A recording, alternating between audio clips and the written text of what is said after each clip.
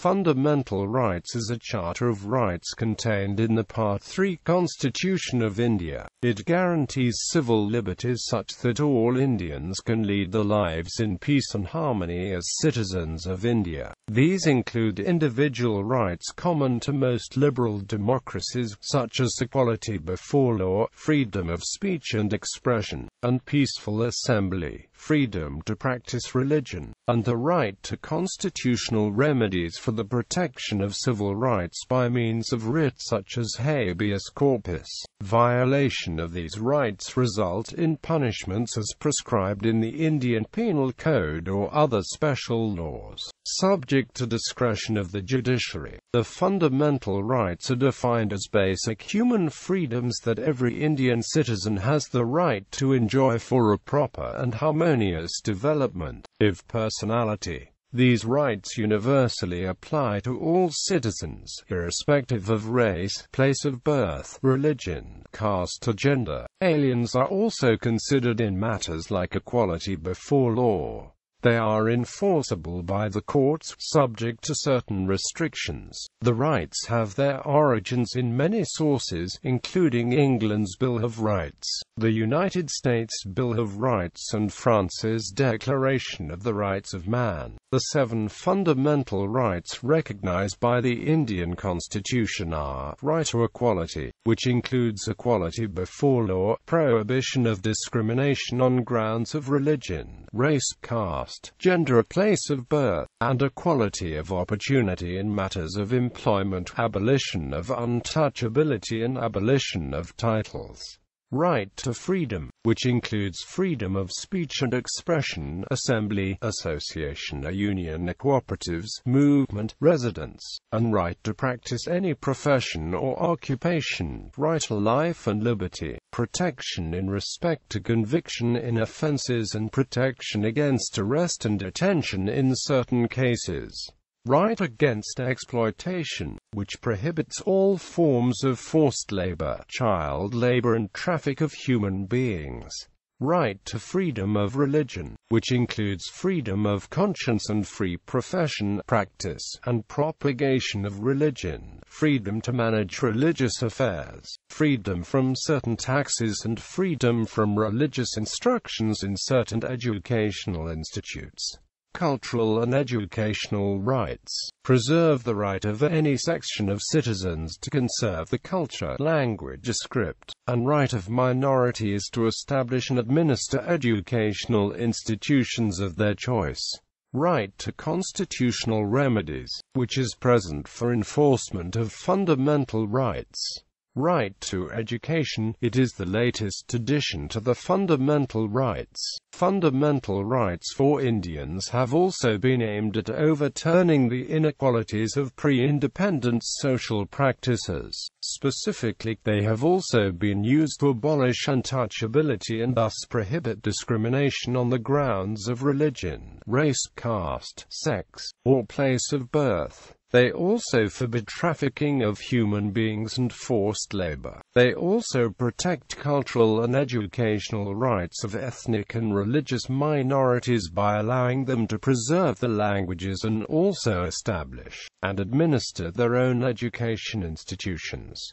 They are covered under Articles 14 to 32 of the Indian Constitution. Genesis. The development of constitutionally guaranteed fundamental human rights in India was inspired by historical examples such as England's Bill of Rights, the United States Bill of Rights and France's Declaration of the Rights of Man. In 1919, the Rowlatt Act gave extensive powers to the British government and police, and allowed indefinite arrest and detention of individuals, warrantless searches and seizures, restrictions on public gatherings, and intensive censorship of media and publications. The public opposition to this act eventually led to mass campaigns of non-violent civil disobedience throughout the country demanding guaranteed civil freedoms, and limitations on government power. Indians, who were seeking independence and their own government, were particularly influenced by the independence of Ireland and the development of the Irish Constitution. Also, the directive principles of state policy in Irish Constitution were looked upon by the people of India as an inspiration for the independent India's government to comprehensively tackle complex social and economic challenges across a vast, diverse nation and population. In 1928, the Nehru Commission, composing of representatives of Indian political parties, proposed constitutional reforms for India that, apart from calling for dominion status for India and elections under universal suffrage, would guarantee rights deemed fundamental, representation for religious and ethnic minorities, and limit the powers of the government. In 1931, the Indian National Congress adopted resolutions committing itself to the defense of fundamental civil rights,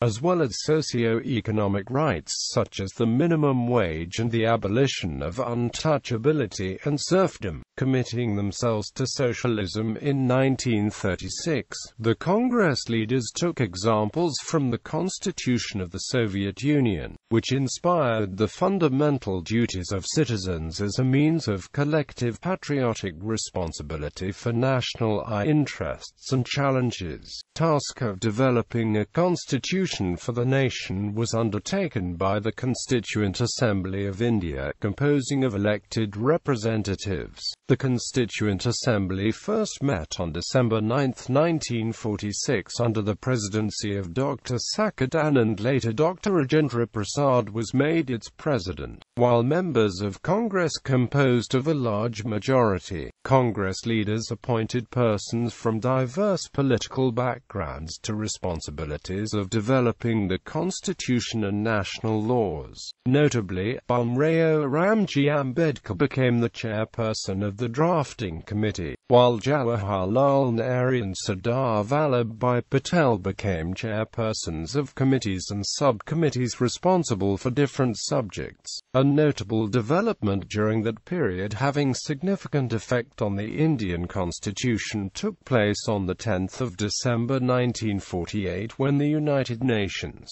General Assembly adopted the Universal Declaration of Human Rights and called upon all member states to adopt these rights in their respective constitutions. The fundamental rights were included in the first draft constitution, the second draft constitution, and final third draft constitution, prepared by the drafting committee. Significance and characteristics. The fundamental rights were included in the Constitution because they were considered essential for the development of the personality of every individual and to preserve human dignity. The writers of the Constitution regarded democracy of no avail if civil liberties, like freedom of speech and religion, were not recognized and protected by the state. According to them, democracy was, in essence, a government by opinion, and therefore, the means of formulating public opinion should be secured to the people of a democratic nation. For this purpose, the Constitution guaranteed to all the citizens of India the freedom of speech and expression and various other freedoms in the form of the fundamental rights. All people, irrespective of race, religion, caste or sex, have been given the right to move the Supreme Court and the High Courts for the enforcement of the fundamental rights. It is not necessary that the aggrieved party has to be the one to do so. Poverty-stricken people may not have the means to do so, and therefore, in the public interest, anyone can commence litigation in the court on the behalf.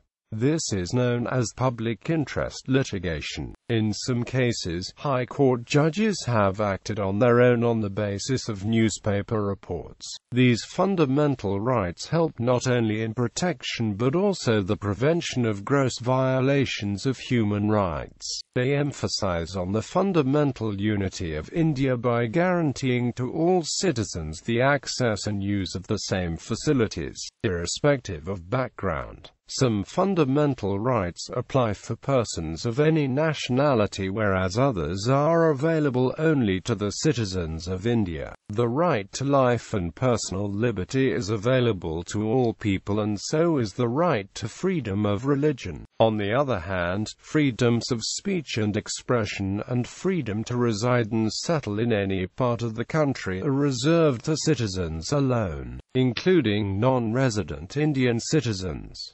The right to equality in matters of public employment cannot be conferred to overseas citizens of India. Fundamental rights primarily protect individuals from any arbitrary state actions, but some rights are enforceable against individuals. For instance, the Constitution abolishes untouchability and also prohibits bigar. These provisions act as a check both on state action as well as the action of private individuals.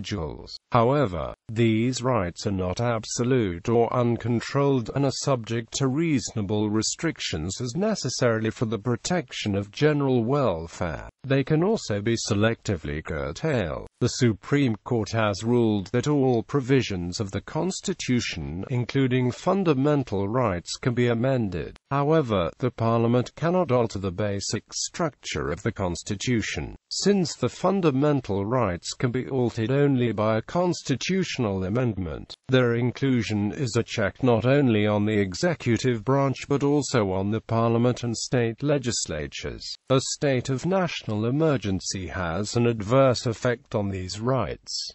Under such a state, the rights conferred by Article 19 remain suspended. Hence, in such a situation, the legislature may make laws that go against the rights given in Article 19.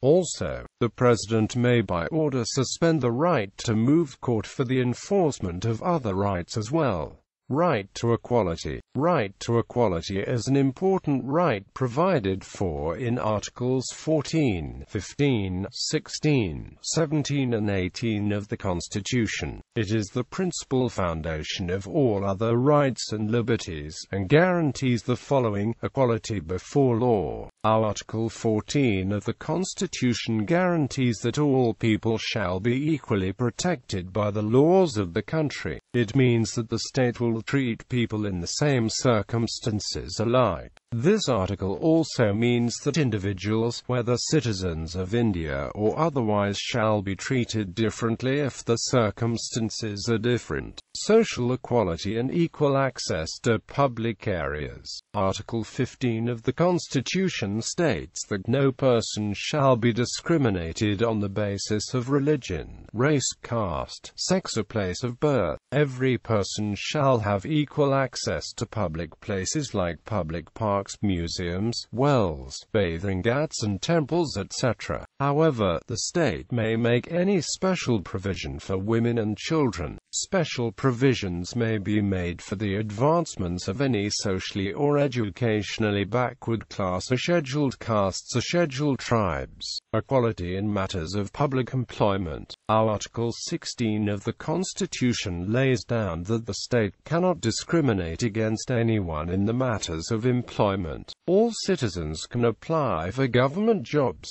There are some exceptions. The Parliament may enact a law stating that certain jobs can be filled only by applicants who are domiciled in the area. This may be meant for posts that require knowledge of the locality and language of the area. The state may also reserve posts for members of backward classes, scheduled castes or scheduled tribes which are not adequately represented in the services under the state to bring up the weaker sections of the society. Also, a law may be passed that requires that the holder of an office of any religious institution shall also be a person professing the particular religion. According to the Citizenship Bill, 2003, this right shall not be conferred to overseas citizens of India. Abolition of Untouchability. Article 17 of the Constitution abolishes the practice of untouchability. Practice of untouchability is an offense and anyone doing so is punishable by law. The Untouchability Offences Act of 1955 provided penalties for preventing a person from entering a place of worship or from taking water from a tanker well. Abolition of Titles. Article 18 of the Constitution prohibits the state from conferring any titles. Citizens of India cannot accept titles from a foreign state. The British government had created an aristocratic class known as Rai Bahadurs and Khan Bahadurs in India. These titles were also abolished. However, military and academic distinctions can be conferred on the citizens of India. The awards of Bharat Ratna and Padma Vibhushan cannot be used by the recipient as a title and do not, accordingly, come within the constitutional prohibition. The Supreme Court, on 15 December 1995, upheld the validity of such awards. Right to freedom. The Constitution of India contains the right to freedom, given in Articles 19, 20, 21, 21A and 22, with the view of guaranteeing individual rights that were considered vital by the framers of the Constitution. It is a cluster of four main laws. The right to freedom in Article 19 guarantees the following six freedoms. Freedom of speech and expression, on which the state can impose reasonable restrictions in the interests of the sovereignty and integrity of India. The security of the state, friendly relations with foreign states, public order, decency or morality or in relation to contempt of court, defamation or incitement to an offense, freedom to assemble peacefully without arms, on which the state can impose reasonable restrictions in the interest of public order and the sovereignty and integrity of India. The freedom to form associations or unions or cooperative societies, on which the state can impose reasonable restrictions on this freedom in the interest of public order, morality and the sovereignty and integrity of India. Freedom to move freely throughout the territory of India, though reasonable restrictions can be imposed on this right in the interest of the general public. For example, restrictions may be imposed on movement and traveling, so as to control epidemics. Freedom to reside and settle in any part of the territory of India, subject to reasonable restrictions by the state in the interest of the general public or for the protection of the scheduled tribes, because certain safeguards as are envisaged here seem to be justified to protect indigenous and tribal peoples from exploitation and coercion. Article 370 restricts citizens from other Indian states and Kashmiri women who marry men from other states from purchasing land or property in Jammu and Kashmir. Freedom to practice any profession or to carry on any occupation, trade or business on which the state may impose reasonable restrictions in the interest of the general public. Thus, there is no right to carry on a business which is dangerous or immoral. Also, professional or technical qualifications may be prescribed for practicing any profession or carrying on any trade.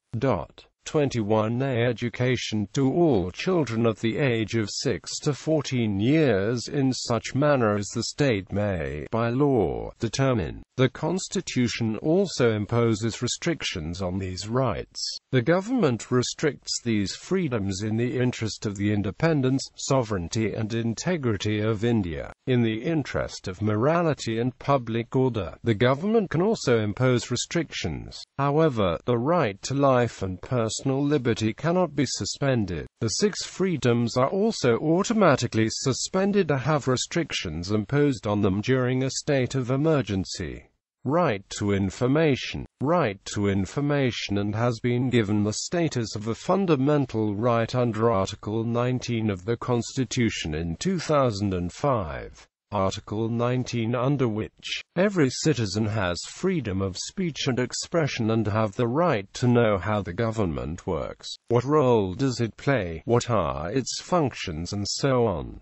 Right against exploitation. The right against exploitation, given in Articles 23 and 24, provides for two provisions, namely the abolition of trafficking in human beings and begar, and abolition of employment of children below the age of 14 years in dangerous jobs like factories, mines, etc. Child labor is considered a gross violation of the spirit and provisions of the Constitution. Begar, practiced in the past by landlords, has been declared a crime and is punishable by law. Trafficking in humans for the purpose of slave trade or prostitution is also prohibited by law. An exception is made in employment without payment for compulsory services for public purposes. Compulsory military conscription is covered by this provision.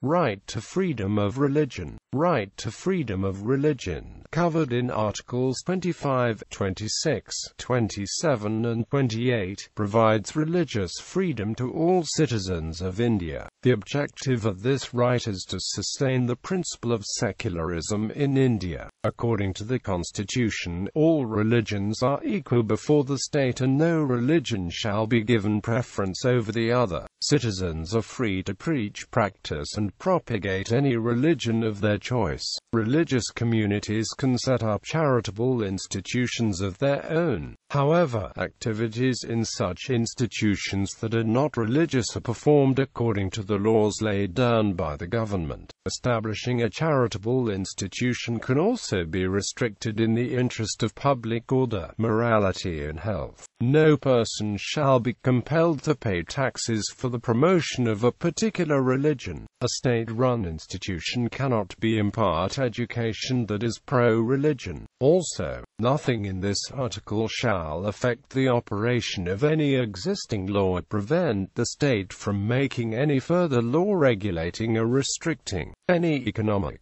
financial, political or other secular activity that may be associated with religious practice, or providing for social welfare and reform. Right to life. The Constitution guarantees the right to life and personal liberty, which in turn cites specific provisions in which these rights are applied and enforced. Protection with respect to conviction for offences is guaranteed in the right to life and personal liberty. According to Article 20, no one can be awarded punishment which is more than what the law of the land prescribes at the time. This legal axiom is based on the principle that no criminal law can be made retrospective, that is, for an act to become an offense. The essential condition is that it should have been an offense legally at the time of committing it. Moreover, no person accused of any offense shall be compelled to be a witness against himself. Compulsion in this article refers to what in law is called duress. This article is known as a safeguard against self-incrimination. The other principle enshrined in this article is known as the principle of double jeopardy, that is, no person can be convicted twice for the same offense, which has been derived from Anglo-Saxon law. This principle was first established in the Magna Carta. Protection of life and personal liberty is also stated under right to life and personal liberty. Article 21 declares that no citizen can be denied his life and liberty except by law. This means that a person's life and personal liberty can be disputed only if that person has committed a crime. However, the right to life does not include the right to die, and hence, suicide or an attempt thereof is an offense. Personal liberty includes all the freedoms which are not included in Article 19. The right to travel abroad is also covered under personal liberty in Article 21. In 2002, through the 86th Amendment Act, Article 21 was incorporated. It made the right to primary education part of the right to freedom, stating that the state would provide free and compulsory education to children from 6 to 14 years of age. 6 years after an amendment was made in the Indian Constitution, the Union Cabinet cleared the Right to Education Bill in 2008.